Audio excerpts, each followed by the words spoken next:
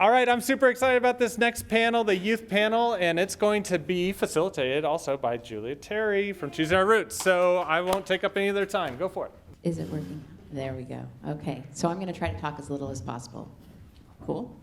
So let's start off with some introductions. If you could all please tell us a little bit about yourselves, your name, where you're from and where you are now, pronouns, whatever you'd like to share, and whoever would like to go first. I can go first. Okay. Hello, everyone. Again, my name is Dash Tongi. I am the Youth Task Force Coordinator with Anchorage, Alaska. I am pronouns she, her. I was born and raised in American Samoa, just a dot on the map or on the globe, literally. And I moved up here in 2013. Technically, I came up here just for vacation, but then I ended up fracturing my kneecap from playing volleyball, and I ended up staying up here. So that's what happened with me. And my I just wanted to share a little bit of my story. So I am a proud lesbian. I am a proud member of the LGBTQ plus population, and I literally, so I did not come out to my family. Like, I did not tell my family who I was, what I wanted to be, or any of that. They found out the hard way, and I had to go through this struggle or this phase of putting on a mask and hiding my true self and living whoever's life I was living with all of my actual true identity within me, because that was the only thing I knew. You know, that is the only safe way for me to really be around people, is to hide my actual self and just put on this mask of, yes, I'm okay, I'm happy. So the day I went, it was a Monday, I went to UAA. It was in my English class, and my English professor had us writing a narrative essay of whatever we wanted to write about. So with that being said, I was going through this whole mental breakdown of who am I, what am I going through, what is going on, what is wrong, what is right. And through that process, I was literally writing about my feelings of what was going on with my life. And my English professor read that, and she, all these red flags went up for her. So she asked me, and she was like, are you safe? Are you okay? Are you comfortable?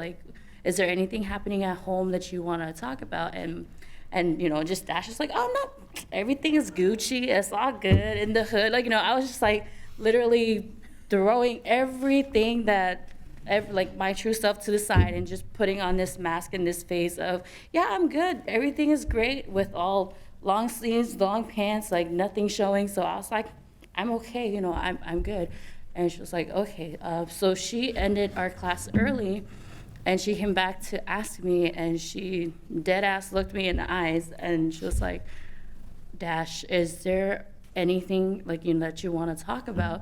And right when I looked at her, and I just broke down at that point. So when I broke down is when she was like, okay, we gotta figure out what to do, figure out somewhere safe for you to go. So she called UPD, APD, figured out where I could go, or what resources was out there for me. And that's how I found Covenant House, Alaska. So that's a little bit of my story. But now currently reconnecting with my family. It's not the best, but it's progress. So I'm glad they're coming around, and I'm everybody's in that moment of forgiving, and actually life is too short. We gotta live the moments that we currently have, and live it with people that we love. So that's what I wanted to share with everyone. Thanks.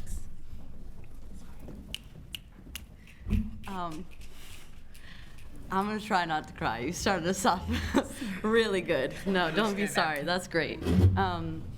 My name is Foot. I was raised in Alaska, mostly in Anchorage. I represent Homer youth through the Youth Homelessness Demonstration Program and the Kenai Peninsula. I My pronouns are they, them, but I will accept any of them.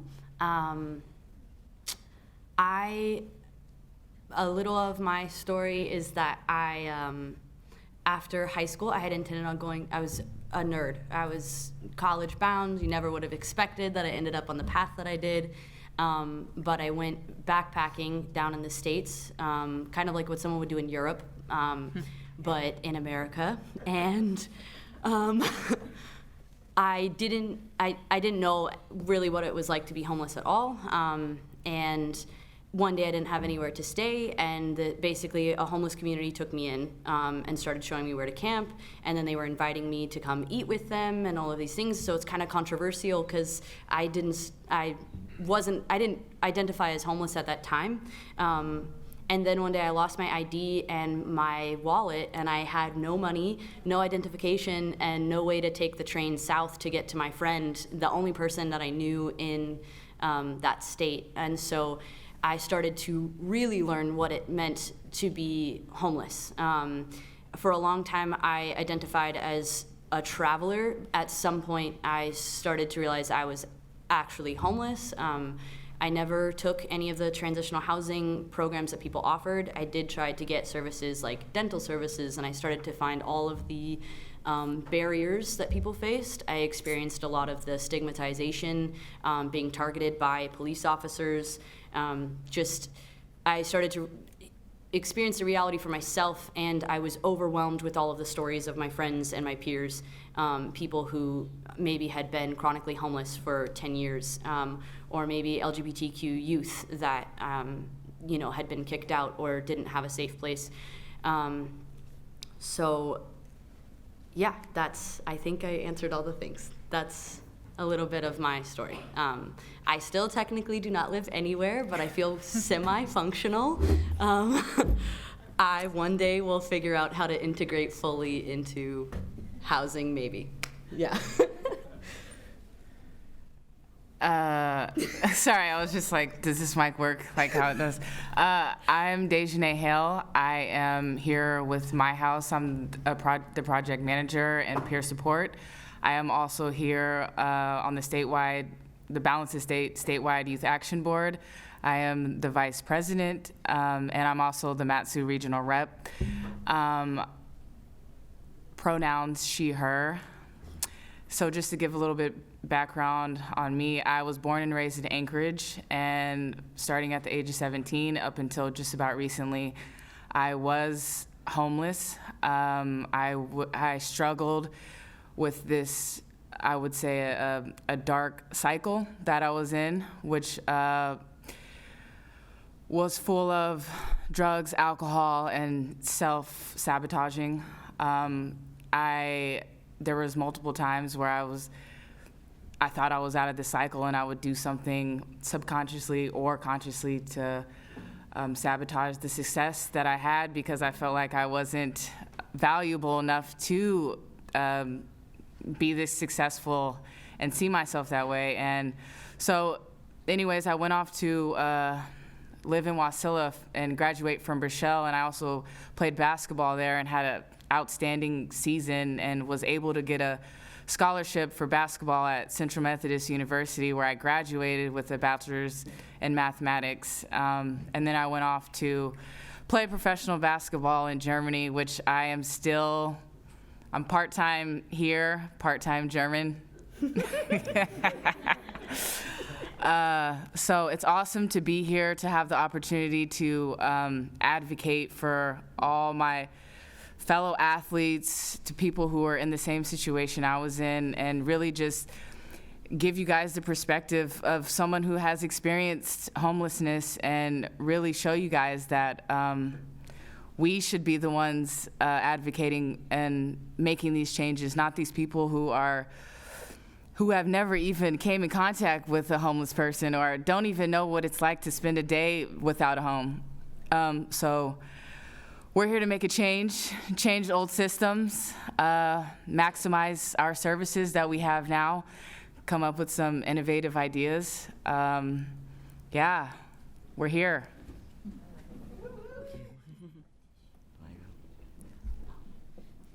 Hello. My name is Skylar. I'm new to the board, and I'm also really nervous, so I'm sorry. I'm 23. I go by he and him pronouns. I was born in Fairbanks, raised in Anchorage and Wasilla, and I now live in Wrangell. I come from a low-income family. Housing was always hard to come by. My stepdad had a felony, so we struggled for quite a bit. I've experienced homelessness since I was 16. Just recently, I was finally officially housed and somewhat steady. I think that's all I'm going to say. I'm sorry.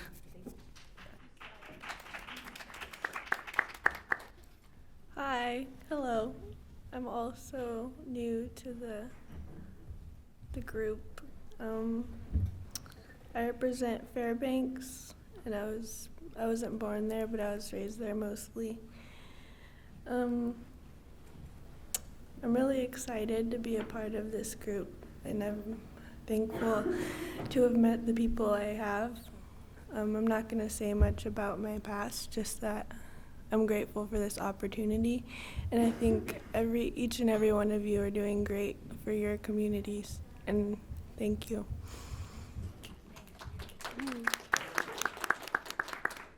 I'm just going to ask, and I don't want you to feel put on the spot, but do you want to share your name and pronouns?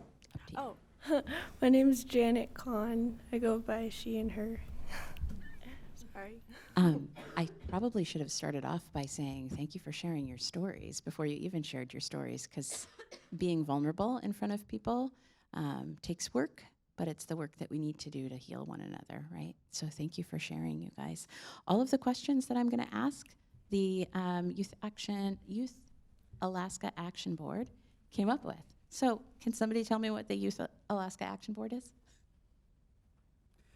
Yeah, it's basically, we're a group of young people between the ages of 14 and 24 who have preferably experienced homelessness, and we are advocating for all those young people who don't get the opportunity to use their voice or who have not found their voice to get creative and implement innovative solutions to end or prevent youth homelessness. Like I said before, we're here to speak on and change old systems and maximize the services that we have now.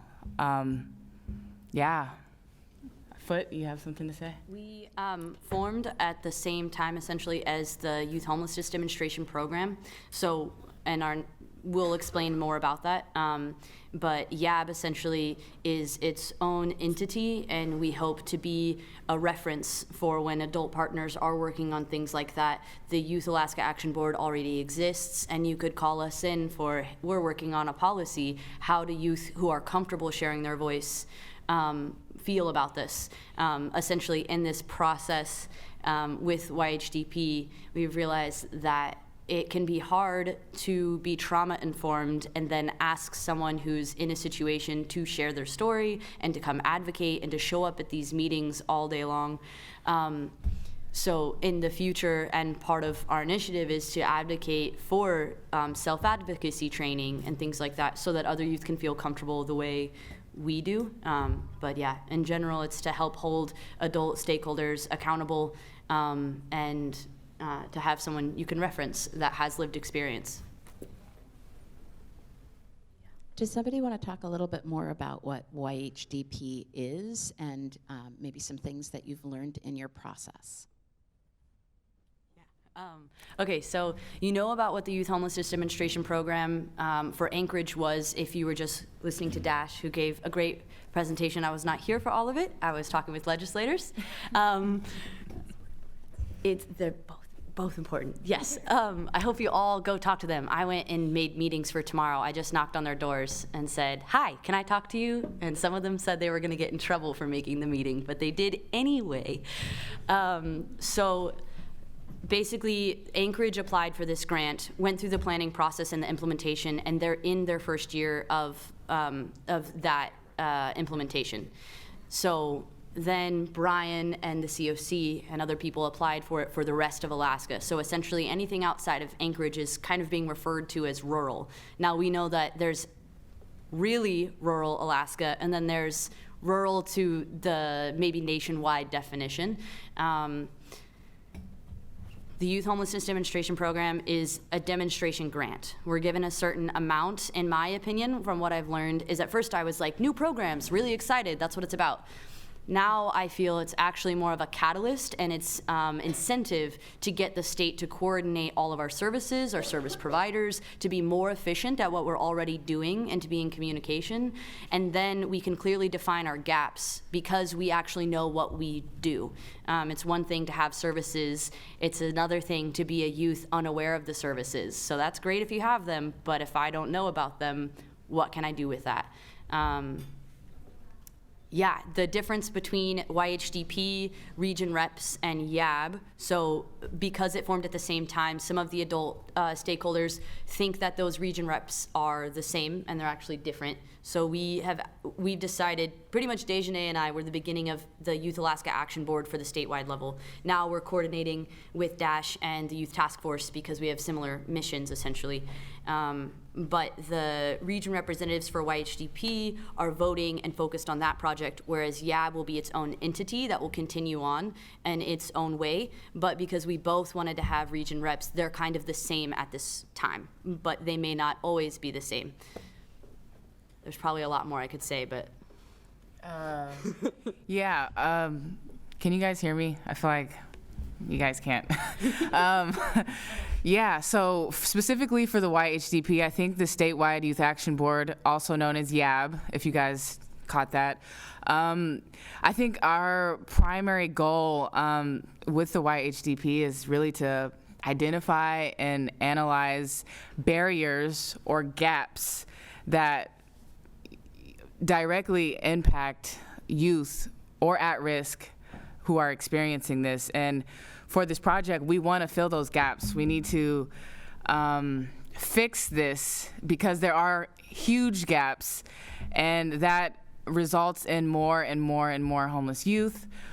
So we're here to advocate for meaningful change for across the state of Alaska. Thank you. That's perfect. I want to just note that both Skylar and Janet identified that they are really new to the board, and so right here at the very beginning of talking, we're probably going to hear a lot from from Dejanay, Foot, and potentially Dash, who have been doing YHDP things. We will ask some more questions for you guys too, okay? So, Dejanay, you were just leading right into, I think, what the outreach plan is. How are you going to connect with people all throughout the state? Well, so obviously we live in a huge state, and it's hard. A lot of the regions who are supposed to be a part of this project don't even know that this is going on. So really, I think yesterday there was like a presentation, I think it was called Cold Calls. Mm-hmm. Yeah, that's what we're doing right now. We're doing cold calls. We're emailing people. Brian's sending us contact information. Julia's sending us contact information. And really, what we're doing is we want youth representatives in each of those regions, because each region is different. Each region is has different type of barriers. Than Anchorage, it's. So we want to hear what they're going through and what this grant could do to help them fill those gaps or get over those barriers. So on these recruiting trips, we're hoping to steal some youth from all these regions. Nome, so we plan to go to Nome, Bethel, Sitka, Fairbanks, and possibly some other places. Yeah, CCP so good. oh, you're fine. The CCP is due the coordinated community plan. So to elaborate on YHDP, we're making the coordinated community plan. I feel like you all have heard of this by now throughout the day, but that's due in April. So our goal is to try to get any other youth voice from places we aren't hearing from before that is submitted. That doesn't mean we'll stop trying to get representation, because as we said, the YAB is going to continue to exist, and then YHDP will move into other phases. So next week we are hoping to go to Sitka. The tickets are complicated.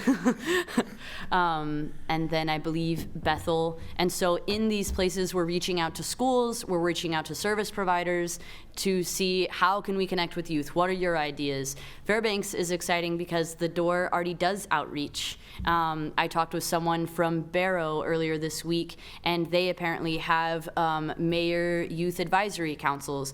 So one of my dreams down the road is to get all of these different youth leadership groups, whether they have to do with homelessness or not, together. If they don't have to do with homeless youth, how do we advocate to get a homeless youth person on, representative in some of these places, along with getting, homeless youth representatives on other boards. For example, now I'm on the COC, woo!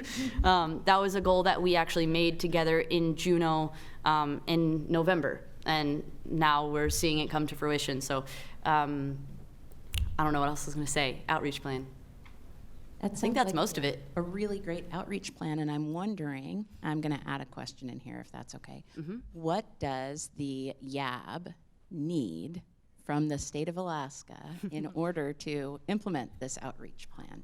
When I say state of Alaska, I mean all of us, not just the Miles. Oh, okay, sorry. I messed that up. We were supposed to say it at the same time. I think what's important during these outreach or during these recruitment trips is that, one, we have 50K miles, and that is just one ticket. And Brian, I'm going to put you on the spot. We need more miles. We really just need, we don't want to dip into the statewide budget just for these recruitment trips. So I think we need some money. We're trying to be wise with our budget. So we have a YAB budget. Ideally, we would use those on really exciting activities with youth and action-based things. But this also counts as an action-based thing that we're doing, which is going out directly into communities. We find that it's hard to ask someone to show up and advocate when A, they don't know what it is. And that's true for both adult stakeholders and youth. There are plenty of adult stakeholders that could be showing up to my meetings in Homer and in the Kenai Peninsula, or that I'm trying to outreach for youth, but they don't really know what YHDP is, and they get so many emails that I send them 3 emails, I never get anything back, and so then you start cold calling. Essentially, we think that if we go in person to some of the places where we may be able to meet youth face to face and show them we are also youth who are super passionate about this, and try to break down this huge thing into something more bite-sized and to get people excited about it. We also want to compensate youth, so we are compensated for our time. This has pretty much become a part-time to full-time job. I say part-time hours, full-time in the amount of time I spend thinking and stressing out about it. So yeah, we could really use any kind of support as far as our transportation to these places, so that we want to be really ethical with how we fund ourselves, and then we want to offer compensation to the people who we're trying to get on board, even if it's just for regional meetings.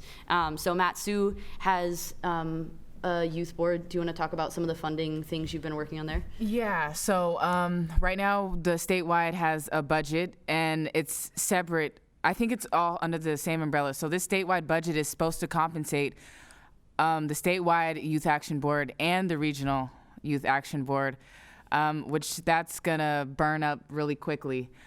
So what I did was at the last Matsu regional meeting, I pitched it to the group because no one even asked, how are these youth being compensated, which is ridiculous, because for this project, you need youth to be involved in order to move forward. And it's kind of disappointing that it didn't occur to no one that everyone else is getting paid in the room, but what about the youth? What about me? What about Foot? What about all these people right here? So I just pitched it to the group, and I said, hey, we're a huge community. All of us can come together and compensate these young people. appropriately compensate them, especially if you want them to be continuously involved, always showing up. They need something to offer. I mean, they need something. They need a reason to want to show up. Yeah. When you're asking them incredibly vulnerable things, why should I come and help you? Even though it is an opportunity to advocate, we're asking the most vulnerable population to show up, essentially. And so it's been difficult to keep people on board. YAB actually started as 4 members, and 2 of them essentially stopped showing up, partially because of relations with some of adult stakeholders, and partially because they were busy. And so it has to be of value to someone who potentially is still trying to pay their bills and maintain housing, or even get housing if they're still with, lived and living experience. Another thing you can do is help us with outreach. You could directly add us to an email with someone we could contact that could help represent themselves. I can't represent the whole state. I can barely represent the Kenai Peninsula.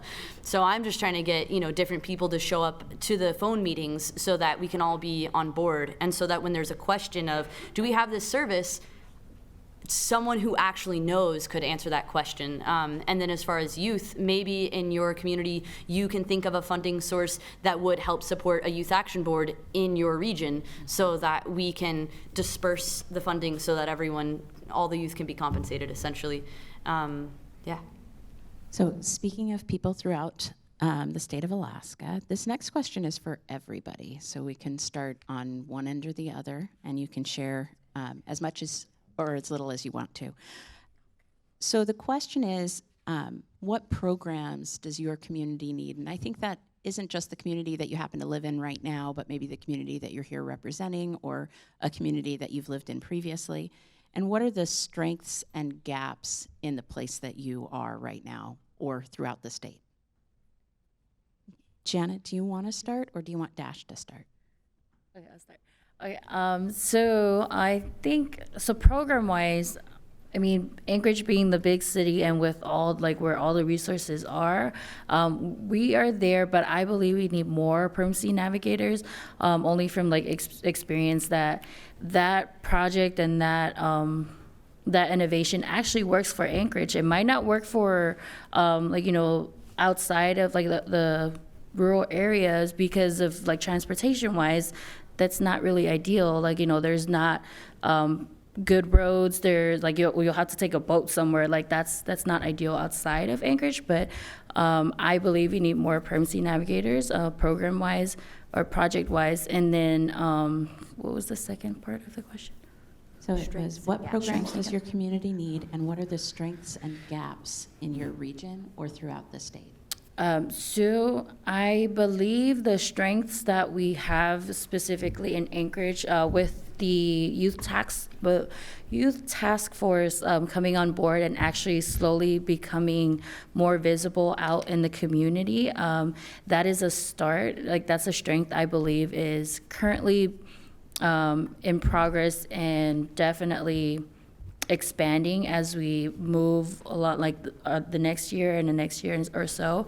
And I'm really glad that we got the opportunity to actually work together with Foot and Dejanay on their process for YHDP, because I believe, and I speak on behalf of our YTF members, they're really excited, not only because they want to travel outside of Anchorage to go to Matsu area or go somewhere else, so to meet with other young people that have the same passion for the work that we do, or just to make changes, but also it's a great opportunity for them to really learn facilitating skills. It's an opportunity for them to learn other coping mechanisms, also from each other, not from each other, because that's been a big one for our youth task force. Even though we have all these great things happening with our members that are working towards our talent show, we have all these amazing things happen, but we always come together to one room and say, okay, we still have our own lives and our own darkness, our issues, our challenges that we're still facing, and that's where we give our peers, give each other support, hey, if you think this is something that you can't work on for our project itself, it's okay to say, no, I'm sorry, I don't have the time for it. And we don't, if somebody does not come to our meeting like for a long period of time, we reach out to them instead of waiting for them to reach out to us. So I think that's another strength that we have. And we've learned a lot throughout from 2016 till now. So I'm really happy to give like ideas and thoughts from our team to Dejanay and Food. But weaknesses, I believe, is what is it called? I think our weakness is self-care. That is our weakness. Like, we get to a point where we're so passionate about the work, and in our heads it's like, okay, we got this. We go, like, go. We don't even take the time to like really stop, think back and reflect, wait, am I okay? Like, you know, so that's a big weakness that I believe our, at least our members have. It's just understanding and like actually hearing your own self, your own body, your thoughts, your just figuring out like, oh wait, this is too much on my plate, I should say no, or you know, and it's okay to say no. You don't always have to say yes. So yeah, that's me. Sorry. We don't need to go in order. Whoever'd like to go next. You'd like to go in order. Who wants to go in order? Okay, we're gonna go in order per request of the group. Before knowing the Permanency Navigators was happening in Anchorage, I thought that would be great for Homer. So I was really excited when we did have a meeting with people who did the YHDP in Anchorage and found out it's already happening. We have a model. Homer also could use any form of shelter for youth or men. We don't have that. So we really like the My House model. The Door is also a transitional housing program. So we'd like to present something like that for Homer, that is a housing program that's low barrier, that has wraparound services, job training, and then to work more with our community. Essentially, I just talked with Sarah Vance, one of our legislators. She said, you're asking for a cultural shift in your community. And I said, yes, I am. Because an example is Homer Communications. There's lots of people who want to complain about, quote, tweakers stealing my propane, when people are trying to literally stay warm and may or may not be using also to stay warm at night. And so there's a lot of stigmas in our community. And then we have the face of and I don't really identify with any political whatever, but essentially Homer has the face of being like a liberal town that cares for people and is very kind, but underneath there is a lot of people who are lacking real services. In general, the state of Alaska, I think your presentation earlier today, that's a gap.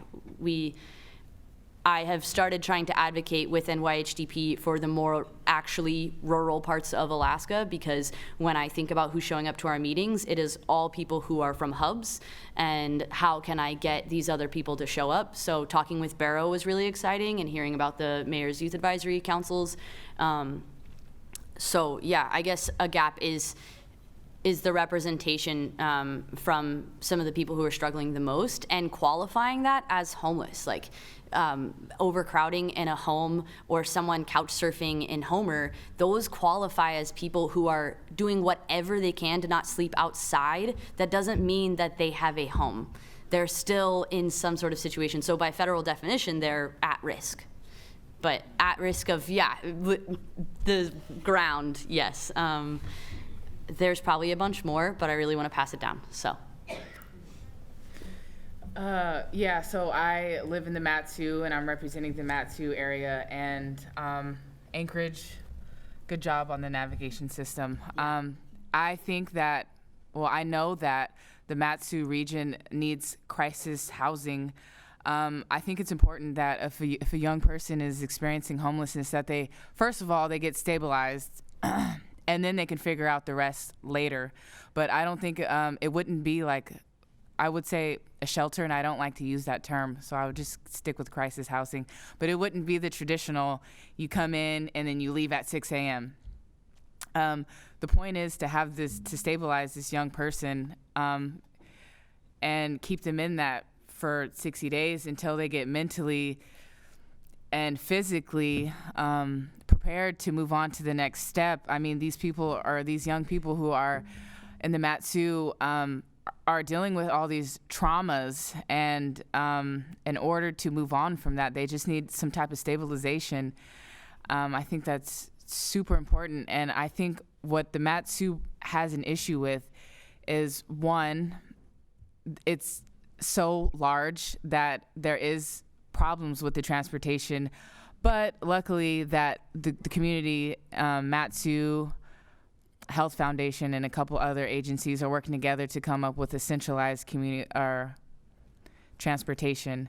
So I think that's awesome. And I think there's agencies who don't really connect or don't have the same beliefs, and this is almost becoming a barrier for young people because it's affecting those young people that some agencies don't want to work with certain agencies. Teamwork like amongst the adult stakeholders for the people they're trying to serve. Yeah, those young people shouldn't have to suffer because agencies can't collaborate. Sorry, I couldn't think of the words. And I think that's a huge gap, and it really pisses me off that that's the case. Like, this person shouldn't be, this young person shouldn't have to take all those backlashes that's going on. I think the strengths that we have are, I can only speak on my house because that's where I work at. I know a little bit about Choosing Our Roots, which my house and Choosing Our Roots has partnered with, which is awesome, is that, like, for example, if we have a special population, some LGBTQ people, my house knows who to connect with. We call Julia and we say, hey, this young person, blah, blah, blah. And one thing Dash mentioned earlier, that self-care is important. I think the staff at my house, whom a lot of the staff has had experience with homelessness, and they can relate to these young people and connect to these young people on a different level than someone who hasn't experienced this. And those people thrive from that work and not get burnt out from helping this person. And I think that's the type of people you need in your organization. Someone who wants to help, someone who thrives from this, not someone who is like, oh, sign this paper, next. You know, that's not the type of people you need. You want these workers who really are passionate about helping these young people. And I think my house does a great job, and I know Choosing Our Roots, Julia, she does a great job of doing that too. And I know there's other organizations that I'm maybe missing, but that's just from my experience. You're on, Skylar. Okay, thank you. I haven't lived in Wrangell for very long at all. So, I mean, I'm not really fully aware of all of its resources completely. But some things that I've been struggling with is access to, like, rain gear or warm clothing, or just not the prices of housing, but finding housing, like available spaces. But something I really do enjoy about Wrangell is that everyone, they try to help each other as much as they can to what, you know, to their power.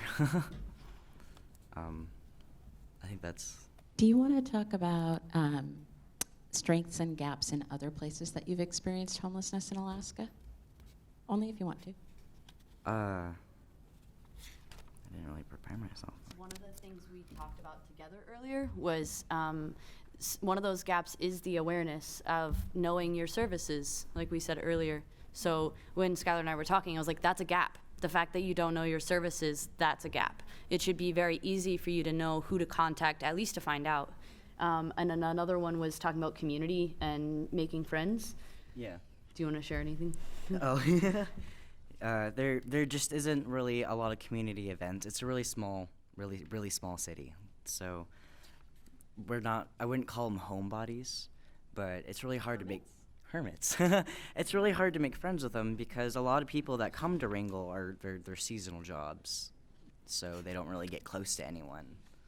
So It'd be cool if we had more social events. I am trying, though, at my store. I do bonfires every weekend for my store, so I'm trying to gather everyone together.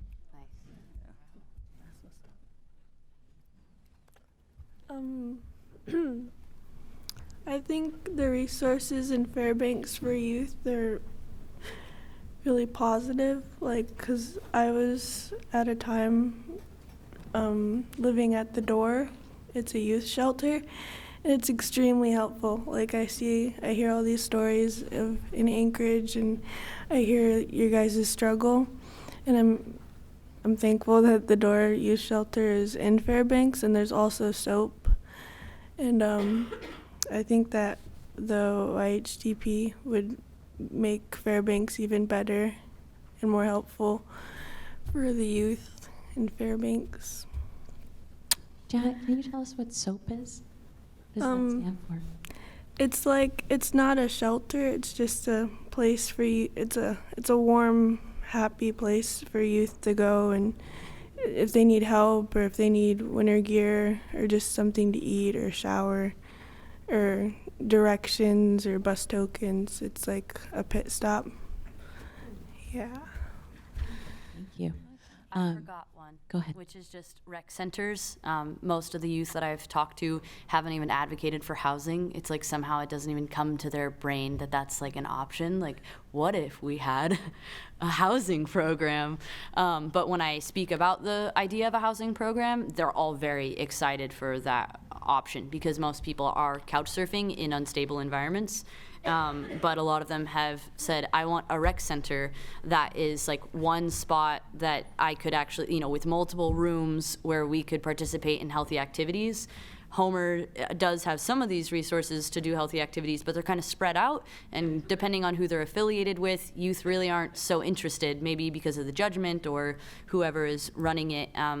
We have like the Bay Club, which is a gym that's incredibly expensive. So even if you are a housed person, a lot of people can't afford it. And then there's Spark, which is essentially an open gym, and there's activities at certain times. There's the Rec Room, which is an after-school place to hang out. That's supposed to be a safe space.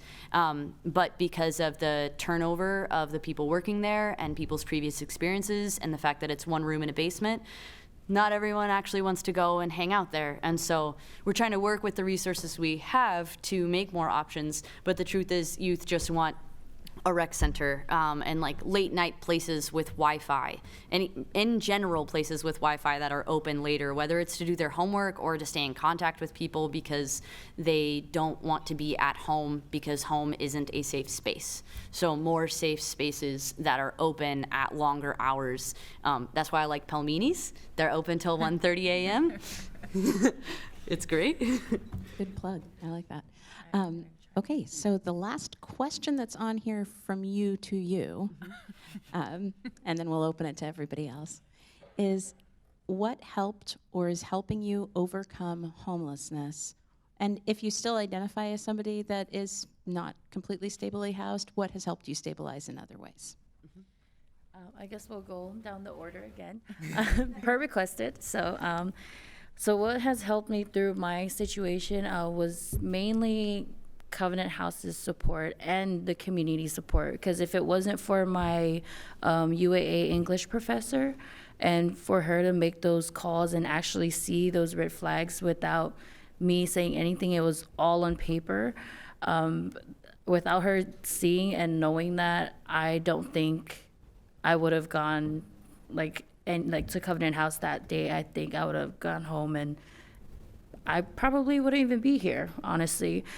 So I think that was a big help for me because, because just knowing that she saw those red flags and immediately made calls was, was something that I really appreciate. And but yeah, I totally forgot what I was gonna say, but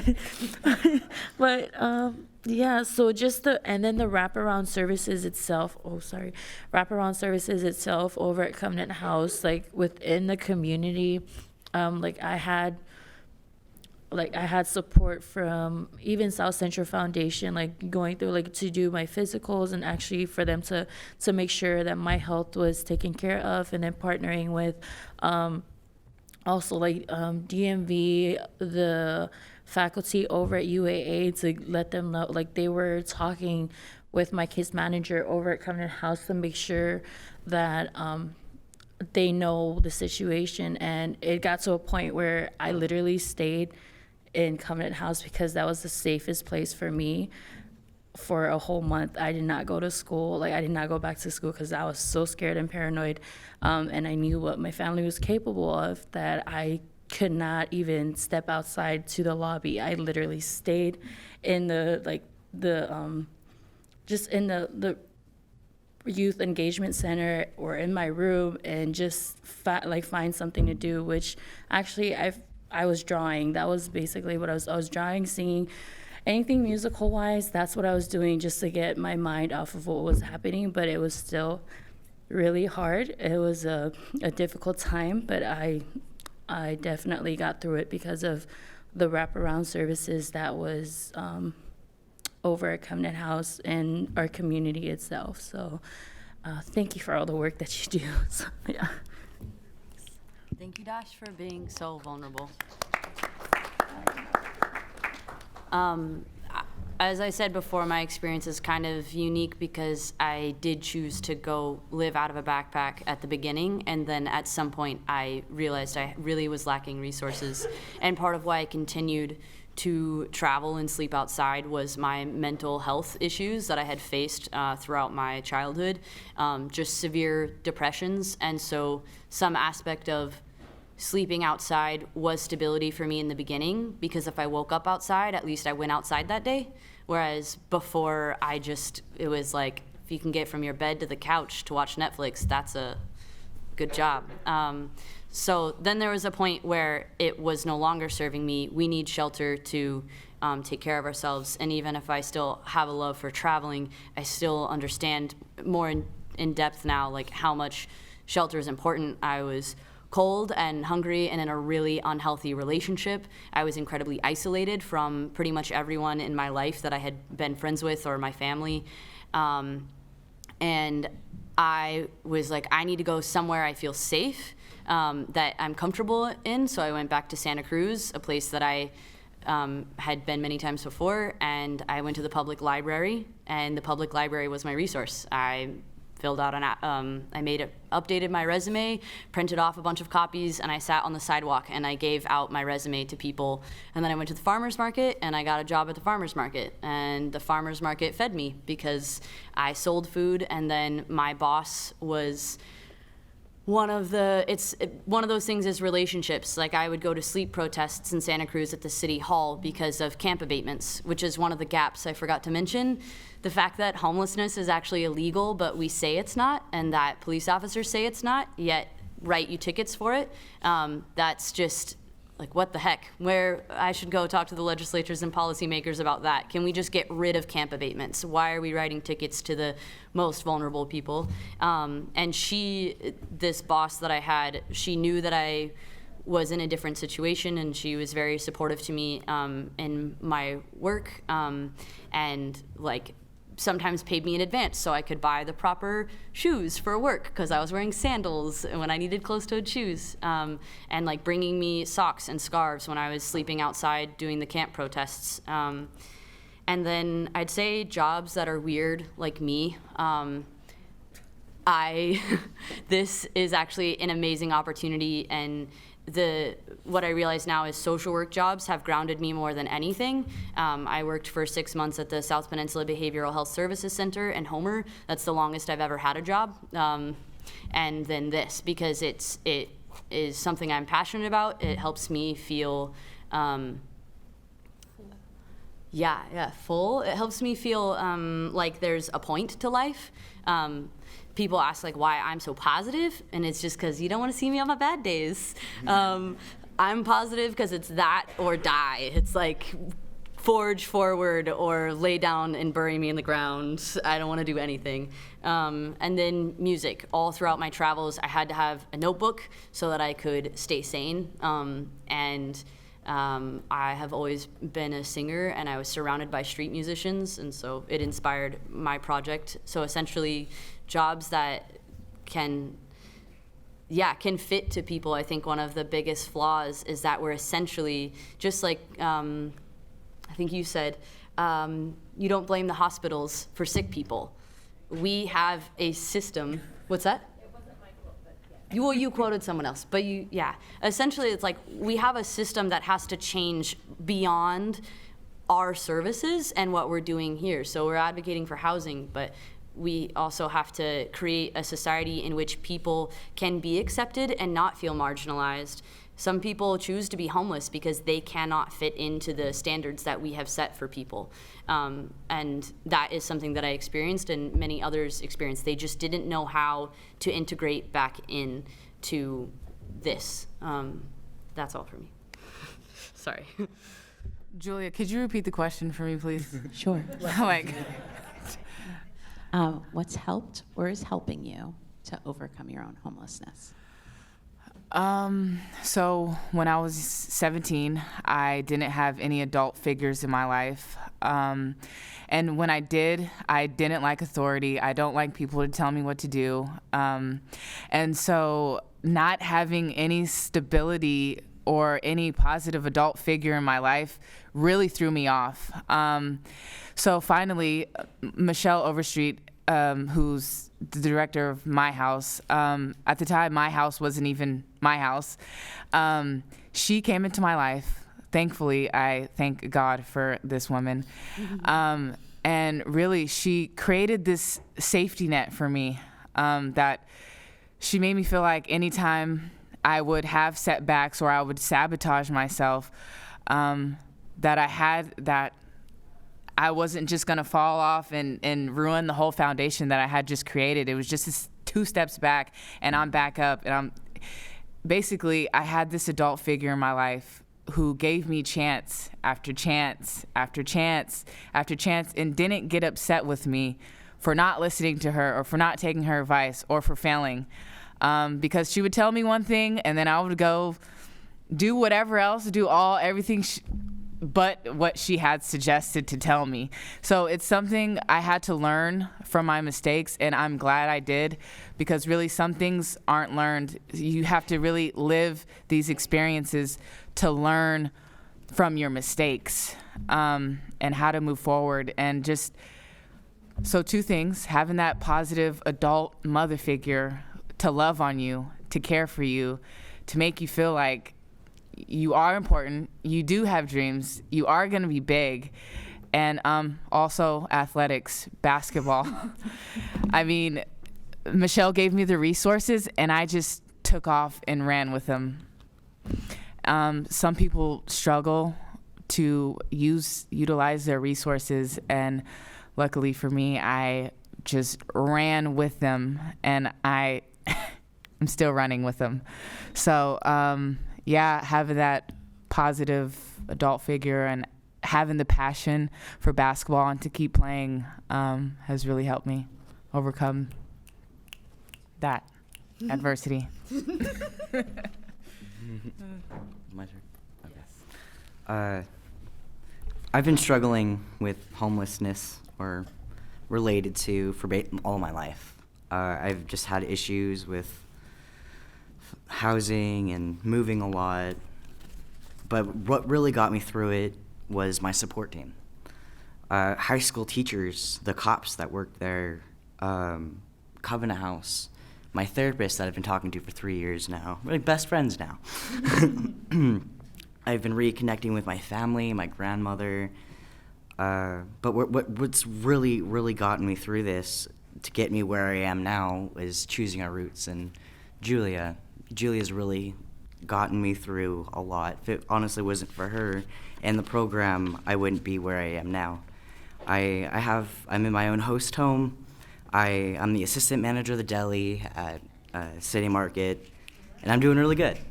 So my mental health is actually even doing a lot better too. So. Is that it? I'm done. Okay. Yeah. No. I think what's really helped me was the door and other things. But I went to the AMYA, the Alaska Military Youth Academy, and I would have never went there if it wasn't for the door and their support. And a staff member from the door, her name's Hannah. She became my mentor, and she helped me through it, and she's still helping me through tough times now. And without that, I probably wouldn't be where I am now, working and doing good, and I'm happy about that. So I'm going to reflect back a couple of things that I think I heard you say, and then we're going to see if there are some questions or comments. Does that sound good to everyone? Okay. So I think what I heard everybody say, and correct me if I'm wrong about this, is that some of the things that helped you overcome homelessness include services that are specific for young people, that are individualized for you, relationships with people that had positive impact in your life, flexibility, so the ability to backslide and step forward again and not be judged for it. Structure, I heard that structure was helpful for some people. I'm forgetting a couple of the things that I was going to say, and you really had some great things to say. I guess the only thing that I wanted to reflect back is that we're all grateful. I'm going to speak for everybody. You're welcome. We're all grateful that you're here right now and alive in front of us. We're grateful for your resilience. Who has a question or a comment?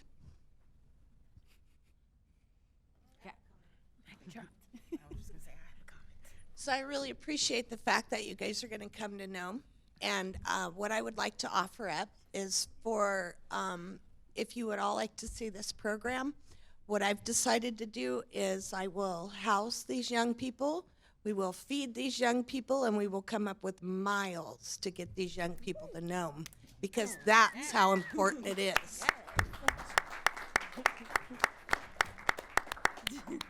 I didn't know we were doing a fundraiser right now, but who else has got miles to contribute? Raise your hand. Okay, other Going twice. questions, comments? You can ask about YHGP, you can ask about YAB, anything. You know, I have a comment. For all these, obviously you guys work with young people, right? Raise your hand If you work with young people. if you work with young people. I just want to say, please do not get discouraged or do not give up on that young person who you feel like keeps failing you and failing you and failing you. Please do not get upset if they don't take your advice. They have to learn one way or another, and if they choose the hard way, then let them learn from that way. But do not give up on this young person. Really, you don't even know. You can be the only stability or the only stable thing in their life. And I just want to say, having that changed my entire life.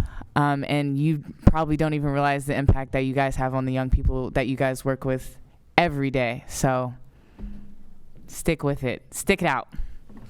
Because these are the results right here.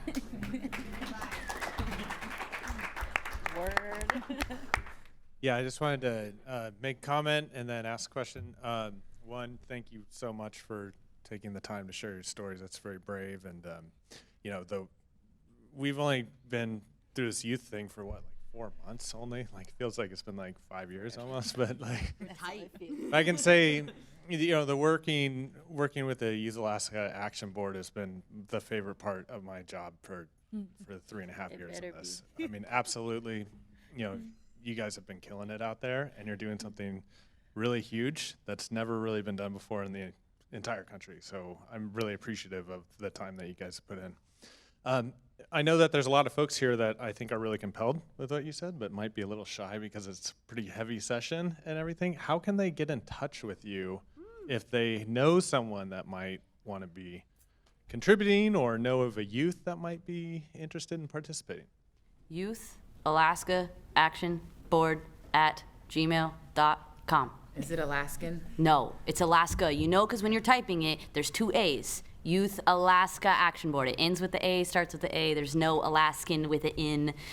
Yeah, we've got that mixed up ourselves, and I made the email, so. And I have some cards if you guys want to contact me. I would suggest, for now, contacting either Foot and I, since we know all the ins and outs. We've been to all the workshops with the YHDP, and later on we'll catch these young people up too, our members. Yes, this is their first big meeting, so Yeah. thank you so much. So,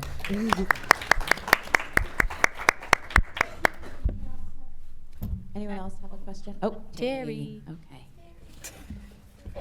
If it's Anchorage-based, Dash is the person. Yeah. If it's outside of Anchorage, us. No, I just really commend all of you being up here, being powerful, because I think when I was your age, this was not happening. I've lived experience as a young person homeless, but also experience as an adult. And my process of organizing was very different. I've not had a relationship into the social field. I was all about politics because my problem was a political problem. Right. That's how I viewed it. But my question right now is, as an older adult who's been through a lot of a life, I'm almost 60, like, don't tell anybody. But also like having a queer life for that long and having to deal with all those things you said about having all these masks on and like going through the process of discovering myself. I'm like almost 60. I'm still working on this process, like who am I, right?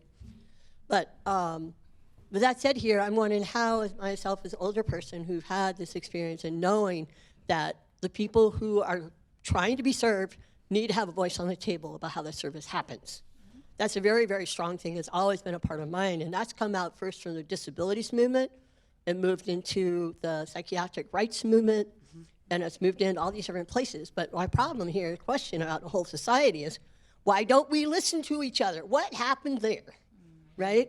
What happened there if we don't even listen to each other, and we're telling our story, but somehow our story is not received? You know, so that's a big fundamental change that needs to happen in the whole culture. Because our going to legislation or asking them and begging them for money and stuff, that's not going to change very much. We really talking about that community building that Julia's doing is really, really super important, crucial. Okay, my question for you though is how can I help you guys? Is there a way I can help you guys out? And I'll email all of you guys because I want to have a communication going on with you guys about my have experience with the politics and the movement from my era. And you guys have experience from your guys, and you guys have the support and the energy going on. You get like all this energy and creativity, and you haven't been traumatized for a lifetime of dealing with stuff. So, if you have any answers to that, you can answer it now. I have Otherwise, one. we'll I have continue one. to think together, hopefully. Terry, can you invite us to table at the museum when you do the performance? You want to come and act? No, just, well, maybe, but could we just have a table there? On the 13th of March, you can come. Cool. There's entertainment there. There's actually tabling going on at the university. If you want to have a table, I can arrange that at the museum. There's been some Saturday tabling going on. Yeah. Yeah. Okay. I'm in contact with them too, but also it's more that I have to ask your permission to table because you have booked the time. Does that make sense? There's the Anchorage Museum is doing displays that have to do with homeless people. It's really cool. Some people feel really controversial about it though, because it's like this fine arts thing and who gets the money for this and who's presenting.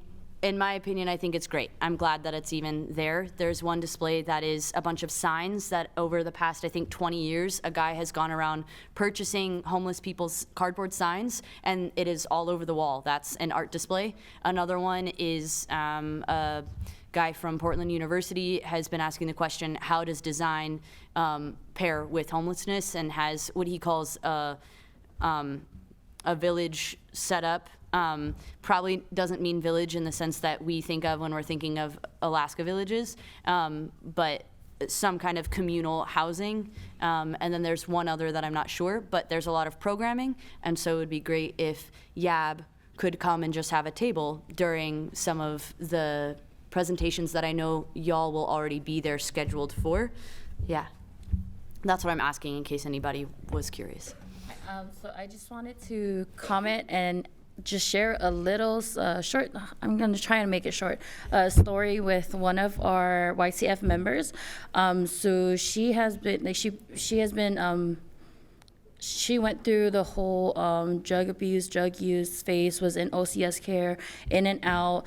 And there was one particular staff member at Covenant House that stood by her side throughout that whole process, from when she was a young teen to now having a baby, and throughout, like, going through that whole process. And it's funny because now she looks at her and she's like, I am so sorry for cussing you out every time I see you, like every time we do like morning wake ups, or because she was just so frustrated, and just going through all this different this dark road that she was going through, that literally all she remembers was cussing out this one like particular staff member all the time, every time. Like it was literally whatever you can think of, that is what she was called. But because she was relentless with her, and that is one thing I want to share with everybody, relentless engagement with your young people, older adults, relentless engagement helps make that young person, or that person in general, feel some kind of care from just a random person, and that gives them a little hope that, oh, there is a light at the end of the tunnel. So I just wanted to share that, because now this person cannot stop calling this staff for help with the baby, so with her baby. But we were there when she gave birth, and it's such an amazing story, and I believe it's a crazy but very inspiring story that I just wanted to share with you all. And thank you for all the work that you do. Remember, relentless engagement. So thank you. I'm really glad you said that, Dash. The first time I met Skylar was 6 years ago. So, we stay connected, right? I heard Dejanay talking about her relationship with Michelle. I bet all of you have a young person in your life that you are paying attention to and watching. I have one more question for you all, but I want to see if anybody else has a question or a comment. No? Okay. So, you came up with these great questions. Is there anything you left out that you think we need to hear? Yes. Okay. I forgot to emphasize on the permanency navigator position. I did say I was excited, but I actually went on a ride along with Sean, one of the permanency navigators. He's amazing. He doesn't just use AKCH2, he also made his own Excel sheet where things change colors with time. I don't even know how you do that. And he's like paving the path with this program. He's also the same one who went into the DMV and made it easier for his youth to get IDs. So in general, the permanency navigator position isn't just something I want to advocate for in Homer, but I think it would be awesome if we had a statewide permanency navigator system, and if we also had a comprehensive data list of all our services, that each service provider, someone is supposed to go in quarterly and actually update that service when our funding changes and the services change, because even if it's like a family planning thing and it's a workshop that we had for 4 years, but now that person moved away, that's not offered anymore, and we need to have that up-to-date information. And then that way a permanency navigator position would be able to function easier, because they actually have that comprehensive list to look at. And somewhere in there, it would be helpful if it's who's eligible for this, what are the barriers for this, so that we can kind of speed through some of those things. And then story data that comes when someone's comfortable. We realize that getting data at the beginning is very difficult, and it's what we're asking over and over, and it's what the state wants and the federal people want in order to give us funding, but that's not the appropriate time to ask someone their entire story. We ask what we can in order to do maybe the VSPADAT, so that we can rank them. One of the things about the permanency navigators, Sean advocates all the time, do the test again. Reevaluate your client once you've actually built a relationship. Do it the first time because we have to, and then a few weeks or a few months down the road, do the test again, and their scores change all the time. And then we need to be aware of the fact that if we're always prioritizing 8s, but maybe an 8 isn't showing up, and we have to spend this much time working on 8s, and then there's 6s who are in the system for a year, that 6 at some point is going to become an 8. So a lot of the preventative stuff is important for us to realize, just like getting services out to the rural communities. We have to do the prevention tactics, and I think that like that's one of them. And story data, I think once we have the relationships built about what is your story, what led to you being homeless, what were some of the struggles that you had along the way, so that we can compile that into data that we can give, and maybe it'll be more accurate because it's once we already have built relationships with people. Anybody else have anything they want to share? Yes. Good job, Foot. I'm not disagreeing with her. I just have my mind focused on like something else. I think it's important that we don't lose sight of the main goal, which is to end youth homelessness. And I think the first step to do that is to stabilize them with a housing first approach. The navigation system or idea, sorry, I don't mean to speak badly on it because you guys do an awesome job. But I just think it's important to stabilize this homeless person first, and then everything will fall together, follow up, or whatever, you guys know what I mean, after this young person has been stabilized. So I think it's important we really get these young people off the street, off or out of their cars, stop trafficking them, stabilize these young people and not lose sight of the main goal. Let's not get lost in the funding or the money or Drugs, or like, if they're give them a home. Addiction. We should get them housed first and then take care of their addiction and then take care of getting their ID. Yeah, that's just where I'm at right here. So. Is this working? Okay, there we go. Dash, Skylar, Janet, do any of you have any final things that you might like to say?